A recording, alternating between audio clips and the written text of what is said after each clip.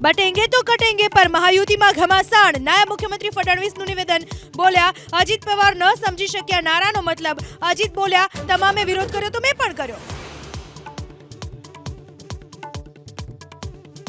મહારાષ્ટ્ર કોંગ્રેસ નેતા હુસેન દલવાઈને આરએસએસને ગણાવ્યો આતંકવાદી સંગઠન।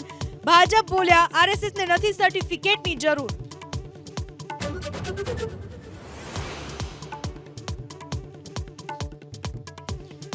झारखंड बाद हवे दिल्हीमां पण उठ्यो घूसणखोरीनो मुद्दो। एलजी बोल्या दिल्हीमां गैरकायदे प्रवासीओनी वधी संख्या, पोलीस घूसणखोरो सामे करे कार्यवाही।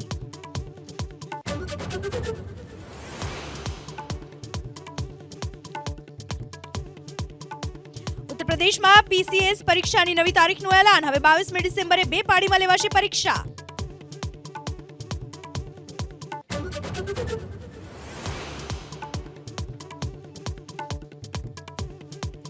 बीसीसीआईના વાંધા બાદ આઈસીસીએ પીઓકેમાં રદ કરી ચેમ્પિયન્સ ટ્રોફીની ટૂર। હવે ટુર્નામેન્ટ પર પણ સંકટ। પીઓકેના 4 શહેરોમાં ટ્રોફીનો પાકિસ્તાનનો હતો ઈરાદો।